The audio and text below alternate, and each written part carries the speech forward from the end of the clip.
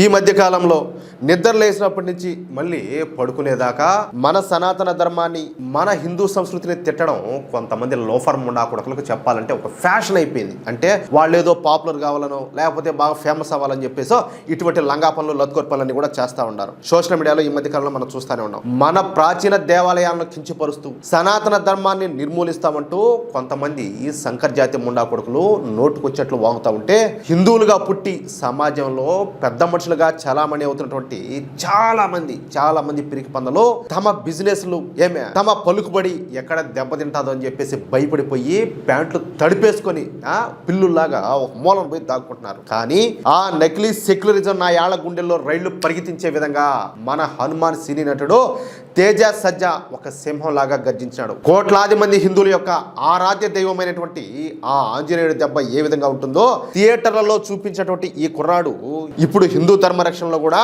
తన హిందూ రక్తం పవర్ ఏంటో మరొకసారి అయితే చూపించాడు. పొలిటికల్ కరెక్ట్నెస్లు వెదసొల్లు కబుర్లు పక్కన పెట్టి మన ప్రాచీన దేవాలయాలను మన హిందూ ధర్మాన్ని కాపాడుకోవడం ఈ గడ్డ మీద పుట్టిన ప్రతి ఒక్కడి బాధ్యత అని చెప్పేసి తేజ సజ్జా తొడగొట్టి మరి తన సంస్కృతిని తన హిందూ గుర్తింపును ఓపెన్ గా గర్వంగా చాటుకున్నాడు. ఎంతమంది సినీ నటులు ఉన్నారు ఈ విధంగా? ఎంతమంది ఉన్నారంటాలే, కొంతమంది ఉన్నారు పెద్ద సినీ నటులు, సూపర్ సీనియర్స్, కానీ ఏ మాత్రం కూడా స్పందించరు. సినిమా కోసం మాత్రమే కాదు, ఒక రియల్ హీరో లాగా నిజ జీవితంలో కూడా మన మూలాల కోసం మన ధర్మం కోసం నిలబడేటటువంటి దమ్ము ధైర్యం తనకుండాదని చెప్పేసి నిరూపించాడు. ఈ మాస్ డైలాగ్ విన్నాక ప్రతి దేశభక్తుడికి ప్రతి హిందూ కూడా పూనకాలు వచ్చేసినాయి. ఈ దేశంలో జాతీయవాదం కోసం హిందూ ధర్మం కోసం ప్రాణం ఇచ్చే ప్రతి ఒక్క బీజేపీ మోడీ అభిమానికి తేజ సజ్జా మాటలు నరాల్లో రక్తం ఉడికించేలా చేసినాయి. మనకు కేవలం తెరపైన డూపులతో ఫ్లైట్లు చేసేటటువంటి డమ్మీ యాక్టర్లు ఏ మాత్రం కూడా అవసరం లేదు. ధర్మం కోసం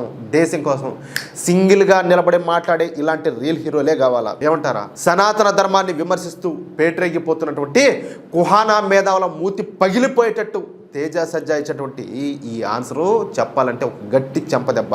ఈ ధర్మరక్షుడి ధైర్యానికి ప్రతి ఒక్క హిందూ బంధువు చేతులెత్తి అయితే జైగొట్టాల్సిందే.